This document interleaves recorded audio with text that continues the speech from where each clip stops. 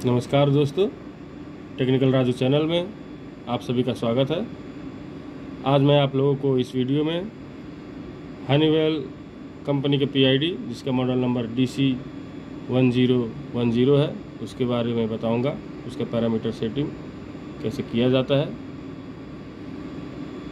इससे पहले मैं आप लोग को इसके ड्राइंग के बारे में दिखा देता हूं। एक बार आप लोग देख सकते हैं 1 नंबर टर्मिनल फेज है, यहाँ पर फेज का कनेक्शन करना है, और 6 नंबर टर्मिनल न्यूट्रल है, वहाँ पर आप लोग न्यूट्रल का कनेक्शन दे देंगे। इसी तरीके से हम लोग थर्मोकपल का कनेक्शन करेंगे 9 नंबर और 10 नंबर में। 9 नंबर प्लस है, 10 नंबर माइनस है।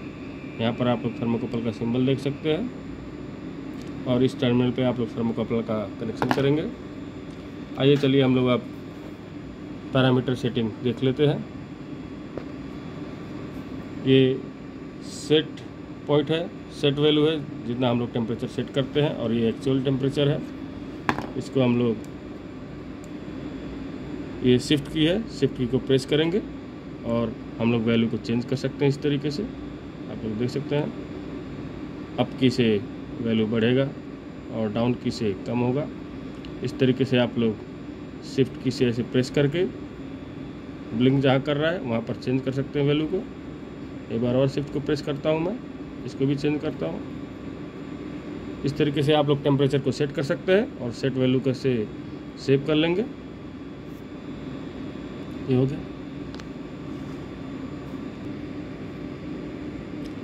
अब एक बार मैं सेट की को प्रेस करके रखूँगा। आप लोग देख सकते हैं यहाँ पर मैं सेट कर को प्रेस कर दिया। यहाँ पर लिखा है 80 मतलब ऑटो ट्यून, इस समय नो है।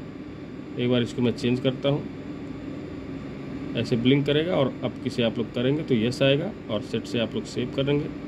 आप लोग देख सकते हैं ये मेरा PID ऑटो ट्यूनिंग मोड में चला गया है, और यहाँ पर 80 के सामने येलो कलर का इंडिकेशन दिख रहा है। इस तरीके से आप लोग अगर ऑटो ट्यूनिंग करना है तो इस प्रोसेस से आप लोग कर सकते हैं।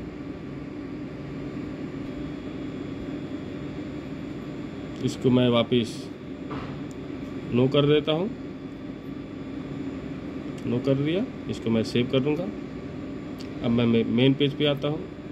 इस तरीके से आप लोग सेट बटन को प्रेस करके रखेंगे और मेन पेज पे आ जाएंगे, और इसके आगे का वीडियो, इसके आगे का पैरामीटर मैं अगले वीडियो में बता करके वीडियो अपलोड कर दूंगा। अभी वीडियो मैं यहीं पर समाप्त करता हूँ। आप लोग इस वीडियो को लाइक करें, सब्सक्राइब करें। Thank you.